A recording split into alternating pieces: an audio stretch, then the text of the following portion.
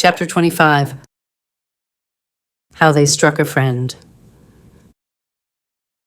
Pavloff's heart was beating wild alarms as he led Hope to police headquarters a little before 8 the following morning.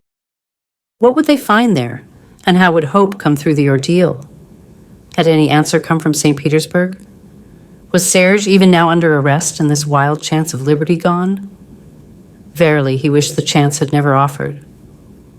One false step, a look too much, and Serge was ruined beyond redemption, and he pressed Hope's arm tight inside his own to brace her for the test. But as soon as they turned in through the big gate of the stockade, the sight of Colonel Zazarin's 3-horse tarantas and a talega at the door of Sokolov's quarters set his mind at rest. So far, no discovery had been made, and all was well. He arranged the bundles in the tarantas to make as comfortable a seat as could be managed for Hope. He took her hand through his arm again for the crucial moment, and they stood waiting for Sokolov and Lieutenant Vinsky. "Now," said Pavloff shortly, as they appeared in the doorway. Hope shot one quick glance at Serge, and then her hand began to tremble violently on Paul's arm. "Steady," he murmured. "It will be over in a minute." And Sokolov and Palma came towards them, saluting Madame as they came. "So, Madame, you have decided to be courageous once more," said Sokolov. She bowed, not daring to use her voice or raise her eyes. "Well, that is as it should be, and be sure I shall do my utmost to shorten your trials." "It is very good of you," she murmured. "This is Lieutenant Vinsky." Hope bowed again. "He will provide for your comfort, as far as may be, on the journey, and you must remember that he is only carrying out his orders. Mr. Palma," he said, shaking hands with Pavloff, "I shall not forget what I owe to you, and I shall not rest till I get this abominable order annulled. Now Vinsky is on tenterhooks to be gone, so adieu, adieu, Madame." They settled Hope among her bundles in the tarantas, and Pavloff and the lieutenant disposed themselves as comfortably as circumstances would permit. "If you get any reply to your telegram, Captain, you know our route," said Serge, leaning over the side. "Do not fear. I shall send after you post-haste if it is good news," said Sokolov. Then the driver climbed to his seat, gathered up his reins, cracked his long lash over his horses' heads, shouted an encouraging, "No, ooh, ooh," and they started at a wild gallop for freedom. The road was full of holes, and the holes were full of mud, and the mud from 6 madly spurning heels came flying past their heads, and Serge laughed gaily as he drew down the leather curtain in front. Then, with his face still lighted by a broad smile and a blaze in his bold blue eyes, he turned to Hope and took her hands in his and kissed them, gloves and all. "Oh, Serge!" "Is it all real?" she cried, the words jerking out of her to the bumping of the tarantas, and she, all in a red heat of confusion, clinging tight to the side, lest she should be thrown out of her seat. "Are you alive? Am I awake? Are we really going to freedom?" "All those," he said with a hearty laugh of enjoyment. "And you? You had given me up?" "Yes, we had given you up," she began, but came to a stop. For how was it possible to enter on explanations such as they had to make, when they were all three jumping in their places like marionettes, and their words were shot out of them like pellets, to the endangerment of their teeth? "Serge," began Pavloff in the same difficult case, "we have much to tell you." He had to shout to get this out. "So have I," jerked Serge, nodding and smiling happily still. Paul shook his head. It was impossible. He clung to his seat with a grim face, not the face of a man rejoicing at his escape from prison, rather of one riding to trouble. Serge glanced at him questioningly once or twice, but it was on Hope that his eyes turned most of the time, and he looked at her with the hungry gaze of a man who has been overlong deprived of his rightful food. She found it hard to bear, and presently closed her eyes as though the bumping of the tarantas was painful to her. They passed through Ustkara at speed and gained the posting road and turned sharp to the east in the direction of Ignashina. The going was easier now, both as to speed and roadway, but Palma's jubilant smile had faded by degrees for lack of response, and a look of perplexity had taken its place. There was something here which he did not understand, but nothing was further from his thoughts than the actual fact. He had looked for triumphant jubilation at the success of his exploit. Instead, he found sober faces and quiet acquiescence, and nothing more. But he put it all down to the effects of Kara, and it was not till they drew up at the first post house for change of horses that Paul found his opportunity. "I must speak with you, Palma," he said as they dismounted. "No, we will go along the road," said Serge with a look of surprise, but just then the telega came lumbering up, and its occupants jumped out and came towards them. "Tea for the barina," shouted Serge to the postmaster, and turned to meet the others. They were bright-faced young fellows, clad in green Cossack uniforms, with bandoliers and Verdun rifles. They saluted gravely, each with one eye closed in a solemn wink as they approached. "Don't give yourselves away, my children," said Palma. "Drivers have eyes, and these return to Kara.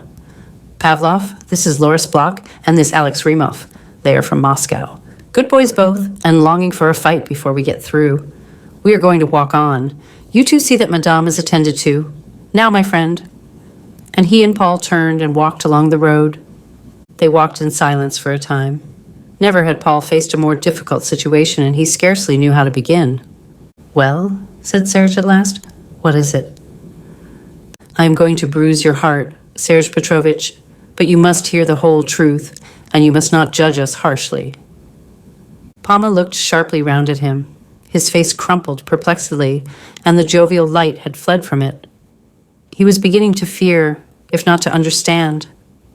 "For 2 whole years, we had no news of you except news of your death." "Ah, Mikhail Barenin brought the first report. That was 14 months ago. Then one, Felix Ostrog, came saying you were shot while trying to escape in his company near Tomsk. That was nearly 12 months ago." "Go on," said Palma grimly. He began to understand. "Hope Ivanovna waited for news of you with a breaking heart." "I sent you word. It never reached us. Nothing but news of your death. I was Serge Palma. She was supposed to be my wife. Of her distress at finding me there instead of you, I need not tell you. She lived in my house with Madame Roskova, the wife of Dr. Fyodor Roskov, who is at Yakutsk. I held myself aloof from her till she deemed me cold and hard. I did not tell her Barenin's news for 3 months after I had heard it, leaving her still the hope of your being alive, but the hope died, and she was in sore distress. When Ostrog came, saying he had seen you lying dead in the grass with a bullet through the head, we had no further hope of seeing you again. Before God, we believed you dead. My love for her was what it always had been. Before God, I would have died sooner than speak had I believed you still alive. You must believe me, Palma. She was in great distress and loneliness, and I loved her. She put me off for many months, still hoping against hope. And then, at last, we wedded." They had come to a stand long since and stood facing one another. At the word, Palma's fist rose and dropped expressively, and his face tightened grimly. He turned and walked on without a word, and Pavloff followed. They walked on and on. Would the carriages never come? Would Palma never speak? It seemed to Pavloff as if they might walk on so, in gloomy silence, forever. But he had no words wherewith to break it. Of what avail words? He had struck this man over the heart, and he must have time to recover from the blow. So, on and on, in a silence that was dreadful and seemed endless. But all things come to an end, and at last they heard the carriages coming up the road behind them, and still Palma said no word of what was in him. "Palma," said Paul, "do not break her heart. She has suffered enough. She is innocent of offense in this matter, as I am also. But if you have anything to say it to me, here and now." "There is nothing to say," said Serge with a groan. "It is the will of God, but it is hard to bear. She is all the world to me, Pavloff." "God help us all," said Paul, and the tarantas drove up. They climbed silently to their places, and Hope's quick glance showed her that the story had been told. She had been very nervous as to the outcome. She was trembling now with anxiety as to what Serge would do and how he would treat her. He took her hand in his and bent and kissed it, not with the quick passion of the former time, but reverently, as one kisses the hand of a dead love. She burst into tears of relief and gratitude, and her fears were gone. They were on the Great Eastern Road now, and speech was possible. And presently, when she had recovered her composure somewhat, he bent towards her and asked very gently, "And the child, Hope? What of it?" "Ah, you have not heard, Serge." The words came in a nervous torrent. "He died when he was 3 months old. We did our best, Maria Ostranaya and I, but we could not keep him. And truly, Serge, I was so broken with it all that I was glad when God took him. Did you not find Masha then?" "She died 2 months before I got there." "Dear old Masha, she was very faithful. It broke her heart to be sent away, but I could not take her with me. Who told you I had come here then?" "Nobody. I knew you, that was enough. That was my only fear in getting away, that we might pass one another on the road." "Then you did not know for certain till you got here?" "Not till I got here. As soon as I heard that Madame Palma had come out to join her husband, I put 2 and 2 together. I knew it must be you." "And now, do you think it possible we can get clear away, Sergei?" "We will try for it anyway," he said valiantly. "How do we go?" asked Pavloff. "Up into the mountains to mislead them, then down again to the Amur and the Vladivostok road." "Won't that be dangerous?" "Not for us. I have fresh papers giving you your freedom and ordering me to see you safely out of Russian territory." "You are well provided. How did you manage it?" "You remember Igor Annenkov? He is employed in the Ministry of the Interior and is a most useful man. He has worked for years to get into his present position with the sole object of being of service to his friends in trouble. Some day he will be found out, and then he will come to the mines.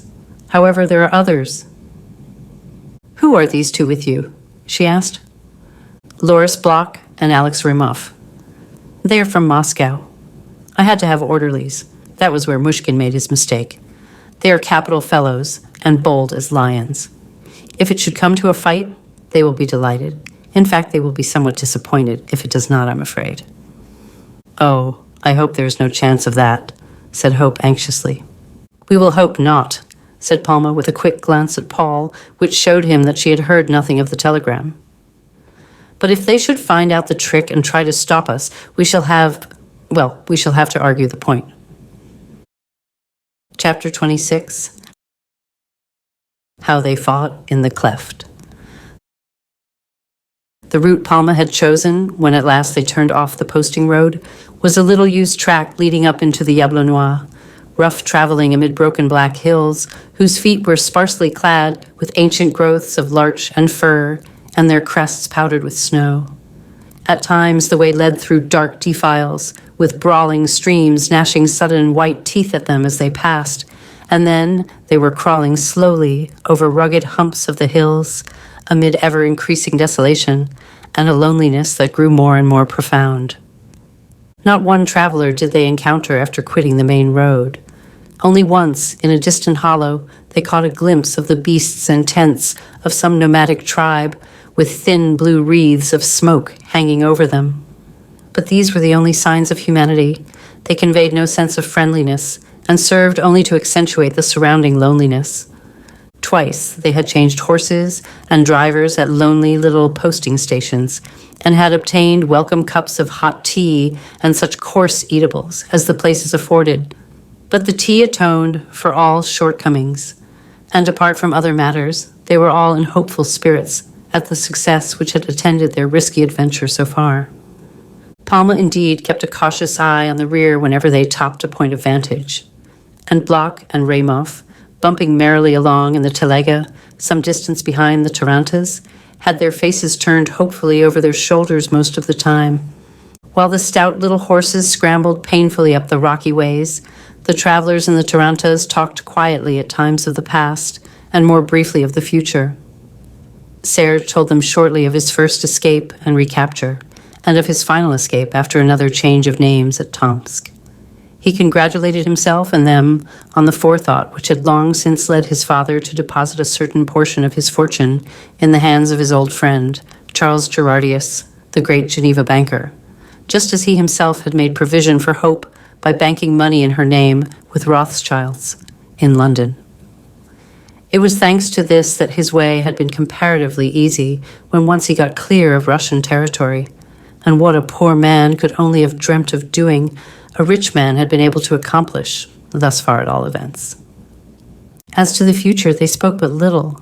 It was in the balances and the scales might go against them.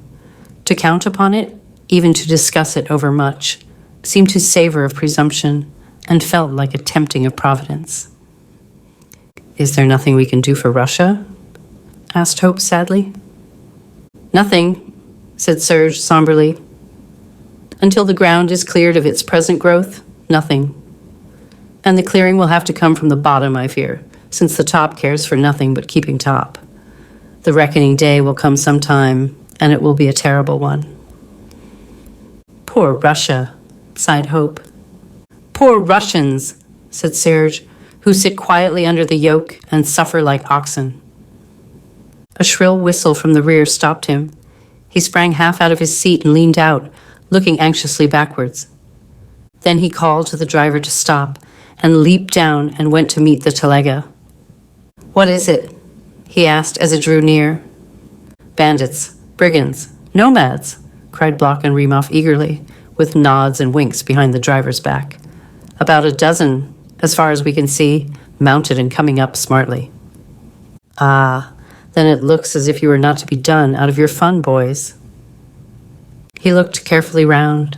They were in an upland valley.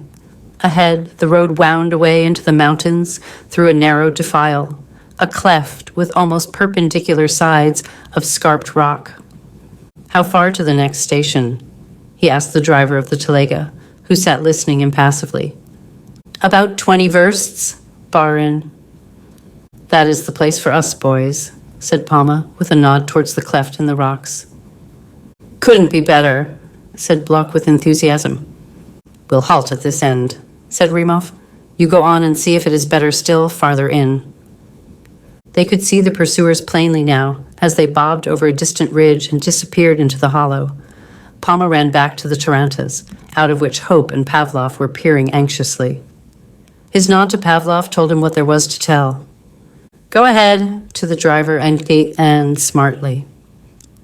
"Come, my little ones," chirruped the driver, and the tarantas rolled on into the cleft. "What is it?" asked Hope. "Brigands, the boys say." So much for the benefit of the driver, who, however, showed no interest in the matter. "They may be after us. They may not. Block and Remov are anxious to have a chat with them." He was looking out ahead as he talked, and examining the lie of the land carefully. They shaved an angle of rock with a heavy lurch and turned sharp to the right. Palma leaped out. "That will do," to the driver. "Stop, loose your horses and take them round that next loop, and wait there." "Yes, Baron." "You had better go too, Hope." She hesitated a moment, as if with the intention of objecting. Then she turned and went after the horses. "The boys are waiting at the entrance," said Palma. "This is better. We will go for them." And he and Pavloff ran back along the road. 5 minutes later, the telega stood alongside the tarantas, just inside the sharp turn of the road. The driver stolidly did as he was told and followed his companion round the next loop with his horses. Another 5 minutes pulling and hauling, and the telega was in position across the road, jammed tight against the left wall of the cleft and blocking it completely, except a 2-foot space between its front and the opposite wall. And the tarantas stood across the road inside it, jammed tight against the right wall and leaving only a similar space between its front and the left-hand wall. The barricade was perfect, thanks to the formation of the cleft. To horsemen it was impossible, and to storm it on foot the attack must come under, among the wheels, or over the top, or must wind in single file through the narrow openings between the vehicles. Palma laughed grimly when it was completed. "If they work through that, they'll deserve all they get," he said, and the 4 men stood expectantly behind their barricade and waited events. "Take this," said Palma, holding out a revolver to Pavloff. "We can't have the game spoiled by a handful of Cossacks." Bloch and Rimov, in their capacity of orderlies, carried burden rifles with a bandolier of cartridges over the shoulder. Presently, the sound of hooves echoed in the angle of the rocks above them. Then the regular footfalls turned into a confused trampling and scrabbling as the horsemen halted in a bunch at sudden sight of the obstruction and backed away from it. Palma stepped quietly between the two vehicles and confronted them. "Well, what's the matter now?" he asked. "You are Lieutenant Vinsky?" asked one, shaking his horse a step or two out of the throng. Pavloff, looking over the barricade, saw that it was Lieutenant Chak, Sokolov's right-hand man. Vice-Razin retired through the hunger strike, but of exactly the same breed, and as like him as twin peas. The rest were low-browed, heavy-faced fellows of the ordinary Cossack type. All their little black eyes were fixed sullenly on Palma, as though casting up to him the account of their long, hard ride. Palma nodded curtly and asked again, "What is it you want?" "You and your party are to return," said Chak brusquely. "Ah, and why?" "Captain Sokolov's orders." "I am not under Captain Sokolov's orders, and I shall not return." "Then we are to bring you." "Be advised, my friend, and don't attempt it." "We have our orders," said Chak, "and I have mine." Chak shook his bridle again, and his pony made a step forward. Palma held up a warning hand. "We shall both regret it if worse comes of this. I warn you, if you try to pass that barrier, we shall stop you." And he stepped back behind the carriages and drew his companions round the angle of the rock. They could not see the enemy, nor the enemy them, till one or other advanced. The barricade, however, the crux of the matter, was visible to both parties. "We could get well ahead while they are thinking about it," said Pavloff, from no feeling of cowardice, but from a simple vast distaste for the killing of men, deepened in this case by the knowledge that they were only doing their duty and had no personal animus in the matter. "It would only be a postponement of the evil," said Palma, "and a throwing away of our chances. We are impregnable here.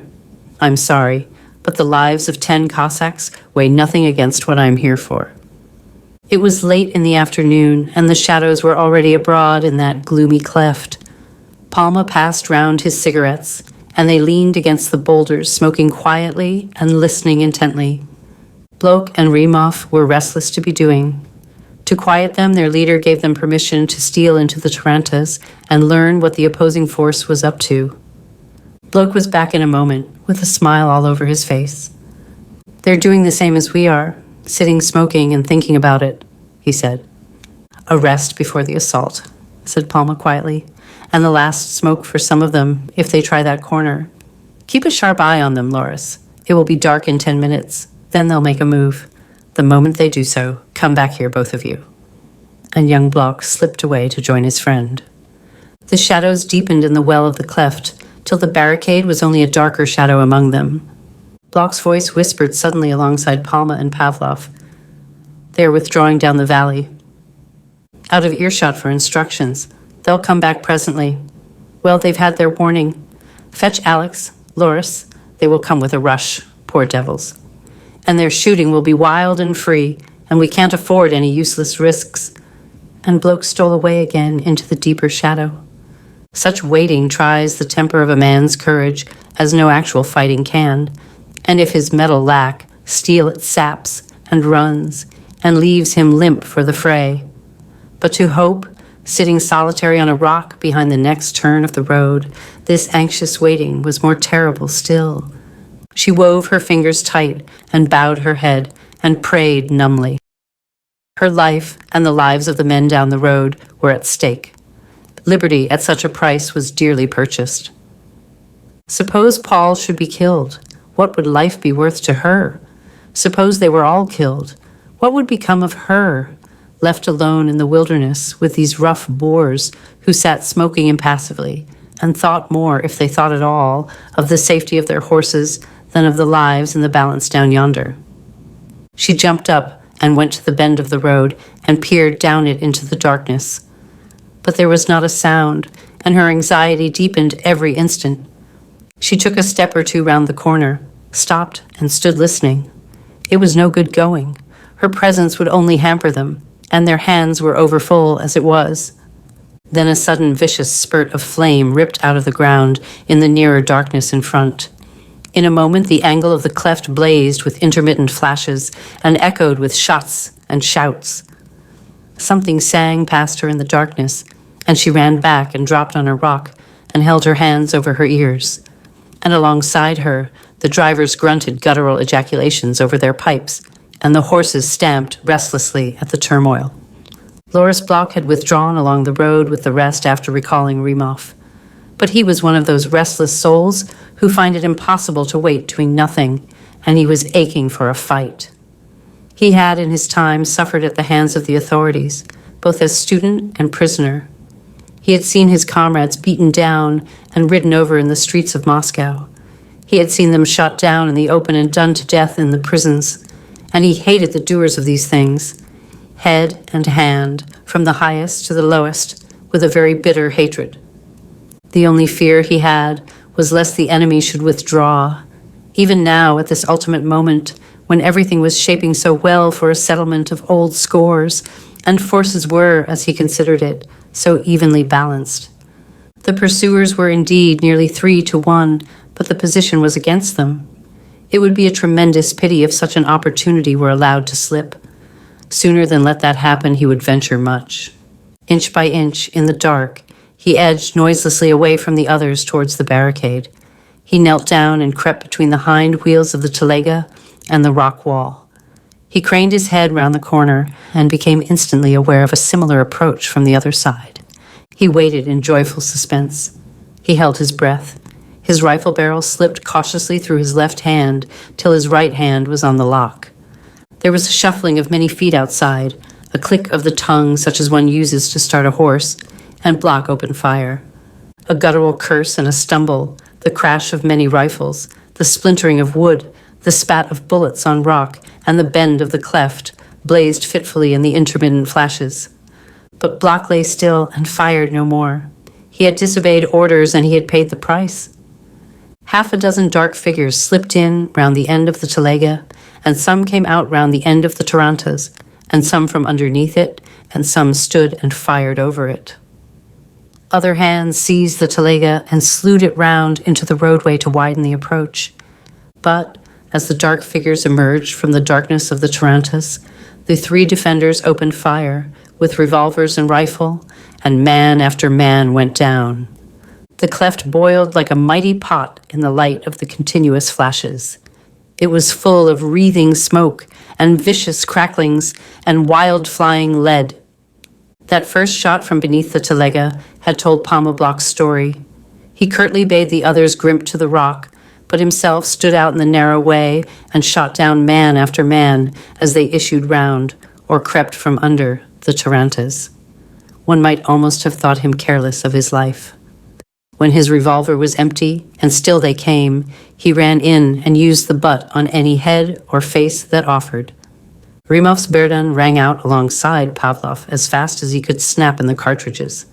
But the besiegers' bullets were 2-1 in spite of casualties, and presently Pavloff heard the clang of a rifle as it fell on the rocky way at his feet, and then the sprawling fall of a man. He was bending to him when, in the fitful glare in front, he saw Palma fall in a heap also, and he ran forward to help him. The men behind the tarantas gave a hoarse shout, and the cleft blazed and boiled again. Pavloff felt a bullet rip through his coat. Another stung through his shoulder like the searing of a hot iron, and spun him round and dropped him on Palma's body. Then what were left of the besiegers came panting round the barricade, and stumbled on the 2 bodies, and kicked them and cursed them. Pavloff sat up. Palma lay still. By Lieutenant Chak's orders, one of his men kicked some planks out of the side of the telega and started a fire for the purpose of ascertaining casualties. He swore roundly as the bodies were dragged up one by one and laid in a line. 6 of his men lay there dead or wounded. Bloch was dead. Rimov was dead. By the crackling flames, Pavloff endeavored to find out if Palma was dead. There was a hole in his breast from which the blood was welling, but he groaned as Pavloff attempted to staunch it with his handkerchief. "Dead?" growled Lieutenant Shak, looking down at them. Wounded here, said Pavloff, pointing to the hole, but he lives still, and went on with his bandaging. The worse for him, said Lieutenant Shak. Then Hope stole silently into the circle of light, her white face pinched and drawn with her fears. She saw Pavloff. She saw whose body he was bending over, and she ran to them with a cry. Is he dead? She asked breathlessly. Not dead, Hope, but sorely wounded, I fear. She had held herself with a tight hand till now, but at sight of those stark bodies and of this one, she broke down and sobbed convulsively. Serge opened his eyes and looked up at her in a dazed way. Then his glance wandered to Pavloff and rested meditatively on him for a moment. Then it passed on to the coppery glow of the firelight on the rocky walls, and his brow puckered as though he were trying hard to recollect all that had passed. Pavloff saw his lips move and bent over him. Failed, he murmured faintly. No man could have done more, Serge. We are very grateful. More harm than good. Sorry. Does it pain you? Yes, I'm done. What will you do? We are in God's hands, said Hope gently, and sank down beside him and drew his head onto her lap. The shadow of a smile trembled on his lips, and there was a flickering spark in his eyes as he looked up at her. God keep you, dear, he said very softly, and turned his eyes on Pavloff again, and said, and you. A great pity for him filled Hope's heart. She bent down and kissed his forehead, and he lay still. And presently, as they watched him, he sighed gently and stretched himself out like a weary man. Hope bent over him weeping. She thought he was dead. Pavloff stood up. He will die if you move him, he said to Lieutenant Chak. So, he will have to be moved all the same, said Chak. Where are your horses? Up the road. And having done all he could for Palma, he turned to the others and examined their wounds and showed their comrades how to bind them up till better could be done for them. And presently the stolid-faced drivers came slowly down with the horses and led them stolidly past the row of dead bodies and harnessed them to their respective vehicles. The only exclamation that fell from them was from the driver of the telega at the sight of the broken side. Da! Someone will have to pay for that. My word, yes. An hour later, they were on their way back to Kara. Hope and the wounded men in the tarantas, Palma's head in her lap, and her heart bruising for his sake with every bump of the heavy wheels. The dead were piled promiscuously into the telega, and Pavloff rode one of the dead men's horses. Lieutenant Chak was the only reasonably cheerful member of the party. He had been instructed to bring back the fugitives alive or dead, and he was bringing them back, not one missing. The bitterness and shock of the catastrophe were still too close and sudden not to weigh heavily on the spirits of Hope and Pavloff. For the present, they could only mourn their loss, without a thought for the distressing complication which Serge's death would remove from their path. He had made a gallant attempt at their rescue. He had given his life for them, and their hearts were very sore for him. The Cossacks, whole and wounded alike, bore themselves stolidly. If, now and again, at the bumping of the tarantas over the rocky way, one or another growled a curse and feathered it at Hope with a white side glance, it missed its mark, for she took no notice. She was thinking of Serge and of Pavloff, and wondering dully what the end of it all would be. At the best, she supposed, it would mean Kara for life, for Paul. She did not see how he could possibly have acted otherwise than he had done, but he had broken bounds, and he must suffer the consequences. Well, they had been very happy at Kara. They would still be together. Her heart chilled at thought of what might have been, and glowed again at thought of what was. Suppose it had been Pavloff's head, which lay like a clod on her knee. Ah, how desolate her state then. So even in the depths of her distress, she found a ray of consolation and cause for thankfulness, and these helped her to bear herself with a certain rigid composure. It was long after midnight when they hammered on the door of the post house from which they had started out that afternoon, and the startled postmaster came near to losing his wits when he saw the gruesome company that summoned him. The wounded men were carried in, one by one, and laid on the floor.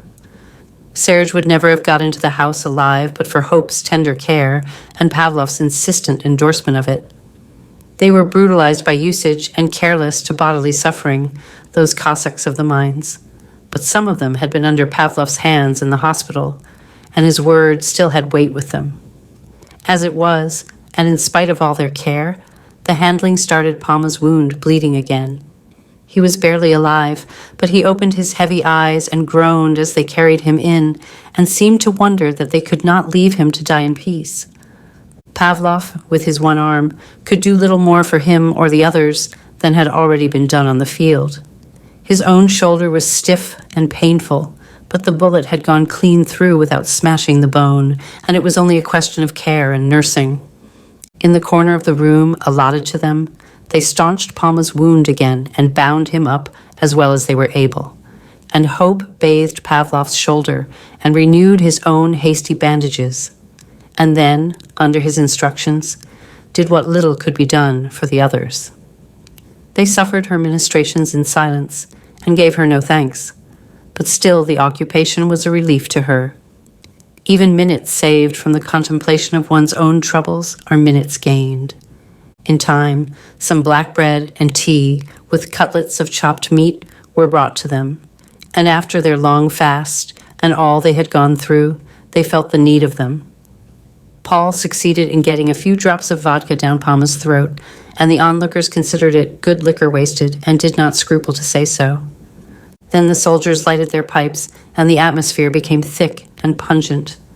Their stolidity relaxed somewhat, and they roughly fought the battle over again, and illuminated it with oaths and jokes and jibes. And to Hope, with the dead men lying outside in a ghastly heap in the telega, and Serge lying like death alongside her on the floor, and Paul dozing fitfully against the wall, it was all a nightmare of horrors, and she never forgot it. She was weary beyond words, but she could not sleep. Now and again her tired eyes closed in repulsion against the acrid smoke and the slimy things that crept about the walls. But there was no escape from the sounds and the smells, and bodily, as well as mentally, she felt sick to death. That night of purgatory seemed as though it would never end. It was but a few hours in reality, but to her it was a long-drawn, sickening agony, which stretched back further than she could bear to think of, and forward beyond all hope of amelioration. But day broke at last. The light stole dimly through the thick-paned window, and the distorted shadows resolved themselves into the forms of men lying huddled in uncouth attitudes. Paul woke up with a start, and with a glance at her which pinched his lips for her suffering, he bent over Palma to see if he were still alive. He was breathing, but no more, and it seemed doubtful to Paul if he would be got into the tarantas alive. But Lieutenant Schack had no compunctions about making the attempt. Under his autocratic ordering, every man who could swallow got a bowl of hot tea and a hunch of bread. Then the sick were carried out, with small attention to their groanings, and the funereal procession set off at a foot pace for the journey home. 2 of the wounded Cossacks got there before they reached Kara, and when they rumbled slowly through Ust-Kara, through which they had rattled so briskly the day before, Hope's companions in the tarantas were 2 dead men, and 2 sorely wounded, and Serge Palma, and him she feared dead, since he showed no signs of life. Chapter 27. How 3 came home, and 1 went further. As they jolted through the lower diggings and the settlement, all who could turned out to see them pass, and so they came at last to the political prison, where Captain Sokolov and a grizzly-bearded stranger stood awaiting them inside the great stockade. Sokolov listened with a grim face to Lieutenant Schack's report, while the wounded men were being carried into the hospital, and the telega discharged its ghastly load. Pavloff had got down stiffly from his horse, and Hope climbed down from the tarantas as soon as Serge's body had been lifted down, and when he had disposed of the rest, Sokolov came across to them. Hope's eyes swept his face anxiously for indications of their fate, but found it inscrutable. The grizzly-bearded man had followed the wounded men into the hospital. "Madam, you are at liberty to return to your own house," said Sokolov abruptly. "You, Mr. Palma, must remain here. May I not stop with my husband, sir? Asked Hope. He is wounded. It shall be seen to. You will be better at home, madame. You will be far better there, dearest. God keep you, said Paul, and kissed her very tenderly, thinking it might well be for the last time. With the same fear in her, she took one long look at him and then went brokenly down the enclosure. The great gate opened and closed. The pointed black fangs of the stockade grinned derisively, and Paul wondered if he would ever see her more. He was still staring blankly at the gates, as though he could see through them and after her, when Sokolov touched him on the shoulder and said quietly, "Follow me," and strode away to his own quarters. You made a great mistake, he said, turning upon him abruptly, as soon as they were in his room. What made you go with that man? It was impossible for me to do otherwise. Duh, impossible? What hold has he on you? Pavloff hesitated. He did not know where he stood, and Lee said soonest mended. Who is he? Asked Sokolov again. And why had you to go with him? And still Pavloff made no reply. See, Mr. Palma, I have been your friend. I would still be so. But as I see things at present, it is an ill return you have made me in this matter.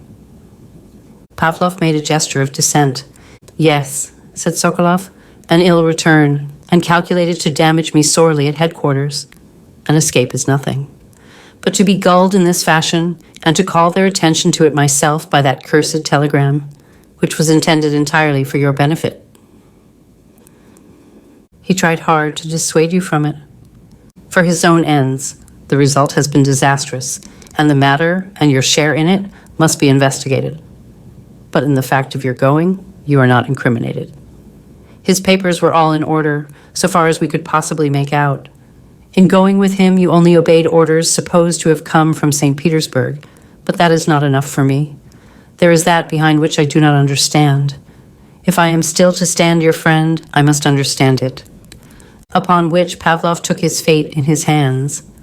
It is a strange story, he said, and may try your credence at times, but I will tell you the whole matter and you shall judge me. The man who is dying in the hospital there is Serge Palma. Serge Palma, echoed Sokolov in vast surprise.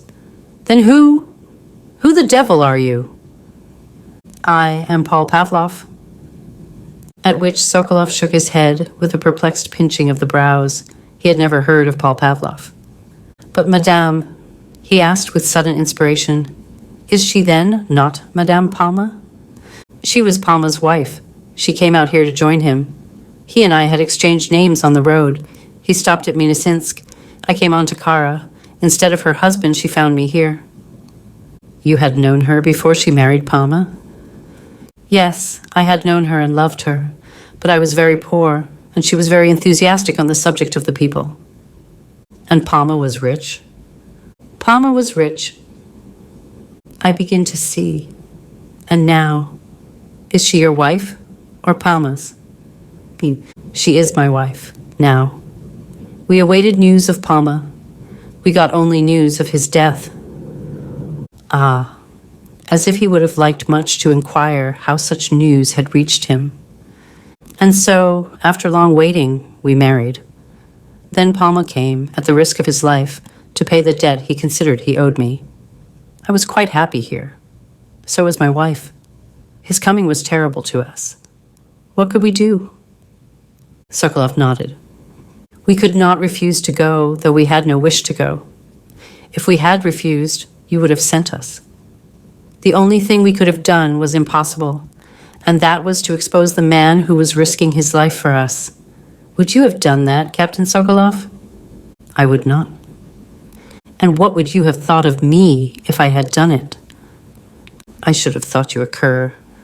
Exactly. Now you understand the whole matter. Now I understand. He paced thoughtfully to and fro. Once he stopped and faced Pavlov, as if about to speak, but thought better of it and went on.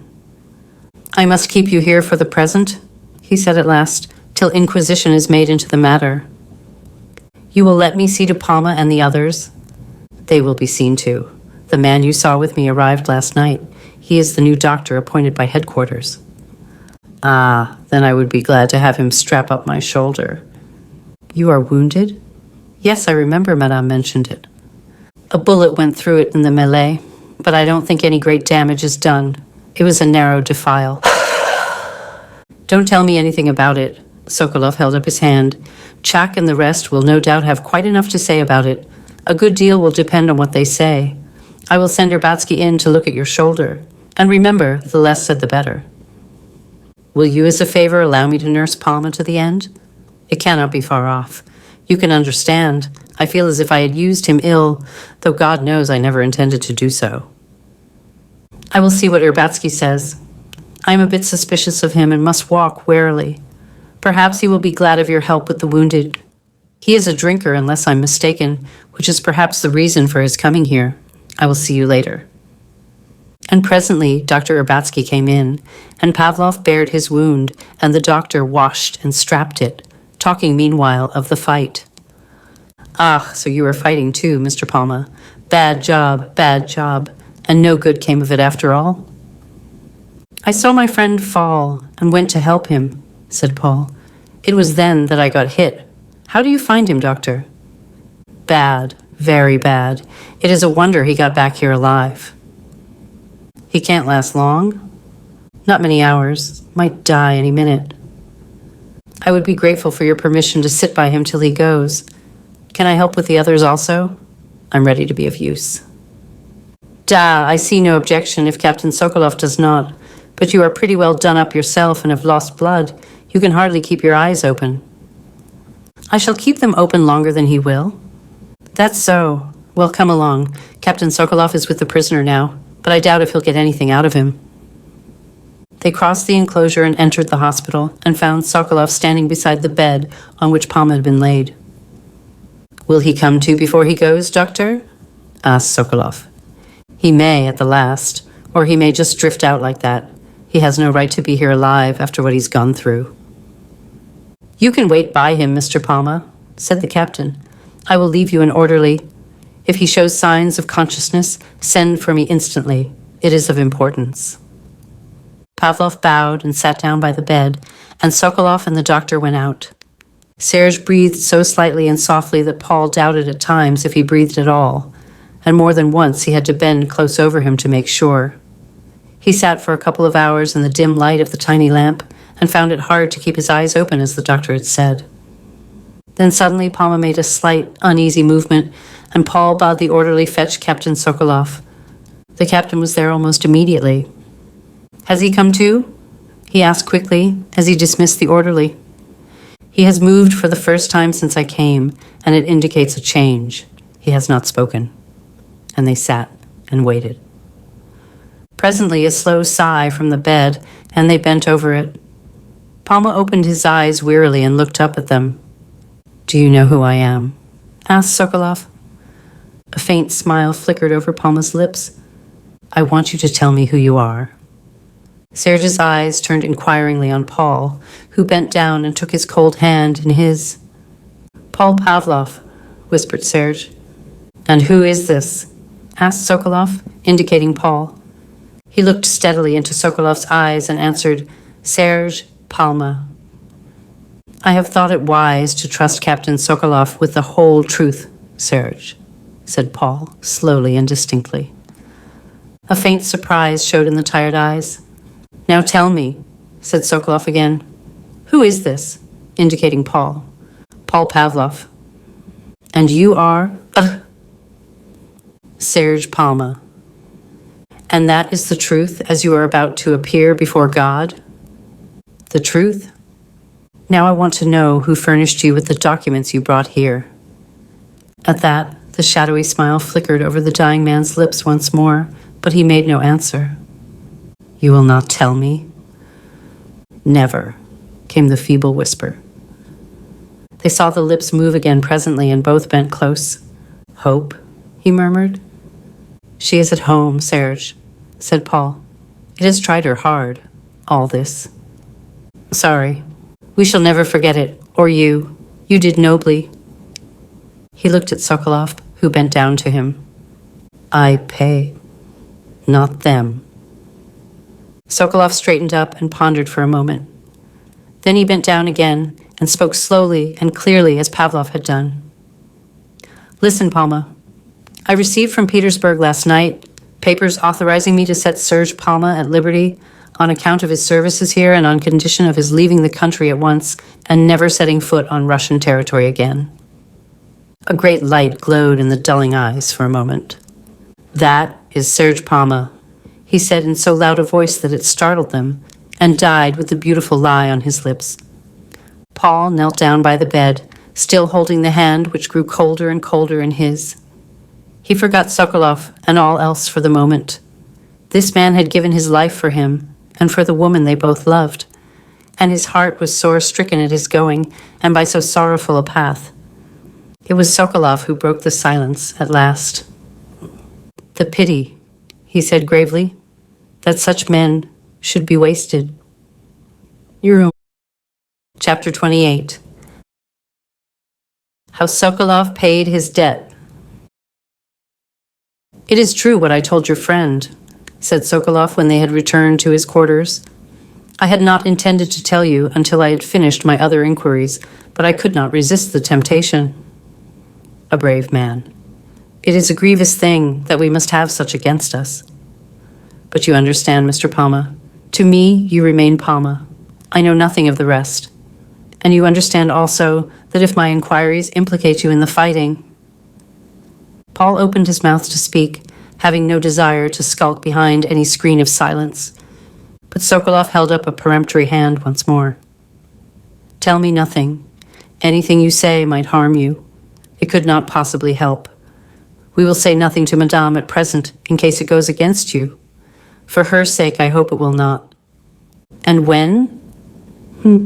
I shall have all the statements completed by tomorrow. I can say nothing more now. Was it Dr. Urbatsky's coming? No, I remember. You said he only arrived last night. I got a telegram from St. Petersburg the day you left, saying that no orders had been sent to remove you to Yakutsk, and that a new doctor was on the way with special instructions concerning you. I see, if Dr. Urbatsky had only arrived one day earlier. As doubtless he ought to have done, but your friend would have found himself in the lion's den. It would be interesting to know what he would have done. He would have faced the matter boldly. That, without doubt, but he would have found himself in a very tight place. I think he would have got out of it. I'm inclined to think he would. He would probably have offered to convoy you to the coast and see you safely off Russian territory. It was late in the afternoon of the following day before Sokolov acquainted Pavloff with the result of his inquiries. I have discovered nothing to incriminate you beyond the fact that you were present during the fighting, he said. You received that wound, I understand, in going to your friend's assistance when he was down. I am justified, therefore, in concluding that you took no part in the fight. I must insist on your not speaking, as Pavloff opened his mouth. I have asked each man specifically if he saw you in active resistance. They all agree that it was too dark to distinguish persons, and that they never saw you till you ran into your friend. And so, Mr. Palma, I shall act on the instructions brought by Dr. Urbatsky and hand you your papers. I have here also certain documents from Palma's portmanteau. You had better take them. They seem of importance, to Madame at all events. Now you are at liberty to go to her and acquaint her with this matter, and you can leave Kara when you will. Pavloff wrung the generous hand in silence. He could not trust himself to speak. Captain Sokolov had repaid him with interest. He took the papers and went out a free man. He went quickly to his cottage in such a tumult of emotions that Dr. Urbatsky, seeing him pass, took unction to his soul under the mistaken impression that he and Sokolov must have been drinking together, and argued well for his own prospective enjoyments of a similar nature. There was a light in the cottage, and Pavloff trod softly as he drew near and peered through the window. Anna Roskova and Marya Verskaya and Hope were sitting at the table with the samovar before them. He wondered, in the vague way in which one's mind, when tightly strung, wanders off at times on inconsequent trifles, which of them had slept on the hearth the previous night. He thought it would be Marya. He was sure it was not Hope. But none of the three looked as if they had slept for a week, and there was little speech between them. They had had time to say all that could be said, and now only a dull and hopeless expectation was left to them. He turned the handle and walked in, and the three speechless women were changed, after one moment of breathless wonder, into incarnate questions. They all talked at once, and literally fell on his neck in their excitement, till Maria, unable to express her feelings in any other way, began to scream and beat her knees with her hands, and the floor with her feet. He got them quieted at last by declining to say a word till they gave him a cup of tea, and Hope's hand shook so as she poured it out that there was as much tea on the table as in the cup. Then, "They have set me free, Hope," he said, "and we can go when we choose." "Oh, Paul!" At which Anna and Maria opened their eyes very wide and wondered if excess of joy had really turned her brain. She clasped her hands gratefully and gazed at him in wonder. "And I was fearing I might never see you again. God is very good to us. We have to leave Russia for good. I shall be glad to go. It is hopeless. And Serge? He died last night." At which she only bowed her head silently, for she had known that he could not possibly live. "Did he know?" she asked at last. "Yes," Sokolov told him. "I am going to tell Polokov and Hugo Svent and all the rest the good news," said Anna Roskova, jumping up. "And I will go with you," said Maria, coming to her senses.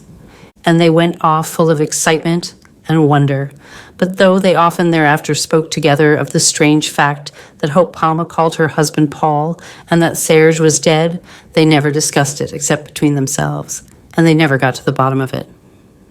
"Shall we go, Hope, or shall we stop and help them through the summer?" he said thoughtfully. "You have done enough, Paul," she said, startled at his suggestion, for these last days had told on her. "Oh, let us go." "It is bound to break out again, you see, though it won't be as bad as it was before." "You have done enough," she said again. "Your life has been at stake these 2 years, and I long for the air of freedom." "The man you saw in the prison yard was the new Dr. Irbatsky. I don't much like the looks of him. I doubt if he has got much constitution left. If he goes under, they'll be as badly off as ever, and I feel that I owe Sokolov much. You paid the debt in advance. You must think of yourself now, and of me, and she leaned over to him with the flush of a heavenly hope in her face and whispered in his ear. There were stars in his eyes as he looked into hers and kissed her glowing face. "That settles it, dearest. We will go at once, as soon as we have buried our friends." Then Dmitry Polokov and Hugo Svent and Alexei Atelsky and a host of others came flocking in to welcome Serge Petrovich back and to bid them both Godspeed. Long after midnight, the little house was still humming and swarming like a beehive, till the wonder was that the walls could hold so great an effervescence. There were messages to friends to be delivered if ever the chance offered, and if not, then to be conveyed by letter from the land of freedom to the land that was not free. And so many were they that Paul had to take them down on the margin of a small Bible, in a species of shorthand which he had used as a student, and which he had no fear of anyone being able to read, since at times he could hardly make it out himself. Actual letters he regretfully but firmly declined to carry, but he took enough notes to fill many pages and comfort many anxious hearts at home. When at last they had their house to themselves, for Anna Roskova and Maria Verskaya flatly refused to intrude upon them, and billeted themselves for the night among their friends, Paul came on the papers Sokolov had handed to him. He had stuffed them into his pocket and thought no more about them. "These are yours, Hope," he said. "They are Serge's papers. Sokolov sent them to you." They looked through them with tender respect and with no thought of gain. But among them they found a letter from Serge setting forth the sums he had left in the hands of Gerardius, the Geneva banker, and with Rothschilds in London, and it stated that instructions had also been left with both to pay over the amounts to Hope in case of his death. It was a considerable amount, nearly 200,000 rubles. But Pavloff said decisively, "That is for the cause, in some way or other. We will not touch it except for our immediate necessities, and that we will replace as soon as possible." "Yes," said Hope, in a glow of happiness at the thought. We will send some of it here. They are so miserably poor, most of them. I will arrange it with Captain Sokolov. He is a man of his word. I'm beginning to like him. They buried Palma and Rimov and Bloch in the little cemetery of the Free Command on the hillside and laid them close against the eastern boundary, as near to freedom as was possible. The white wooden post which marks their resting place bears only the initials P.R.B. But to Paul and Hope Pavloff, who alone know all that lies beneath that simple monument, the memory of those 3 brave men is a fragrant and ever-cherished possession. And when they speak together of the great heart that lies at rest there, their own hearts are very full of the loyal-souled one who went so boldly to his death for them, and of that guiding hand which inspired and accepted the sacrifice and turned it to their lasting good. The same day, Pavlov made arrangements for their journey to Vladivostok, and then went up for a last talk with Captain Sokolov. He told him their decision as to Palma's money, and Sokolov did his best to veil his impression that the joy of freedom had made them slightly mad. 200,000 rubles, he said. That is a fortune not easily arrived at, and you will throw it away. By no means, if you will help us to make good use of it. I will help you, but it is throwing it away all the same. We don't think so. I will send to you direct from time to time money to help our friends here who are in need. Dmitry Polakov and Madame Roskova will give you their names. I will see to it. Are you taking any letters? He asked, and fixed him with a keen eye. Not one. I knew you would ask. Messages? That you can hardly stop me doing, said Pavlov with a smile, but none that will do you any harm. And next morning they shook him warmly by the hand, and even felt some regret at parting from him. For if he was a hard man, he was just according to his lights and the cast-iron nature of his environment, and to them he had proved a good friend, and one who did not forget. Colonel Zazarin was still too ill to care a kopeck what became of them or of the whole settlement. His thoughts were wandering in such strange and shadowy places that Anna Roskova sat in his room with her fingers stuffed into her ears and her heart full of loathing and pity at these self-revelations of a tortured soul. Captain Sokolov provided Paul with the necessary papers for securing their immunity on the road and furnished him with the usual orders for post horses at the various stations. And so, with hearts at ease, such as they had been very far from feeling on the last occasion, they once more turned their faces towards freedom.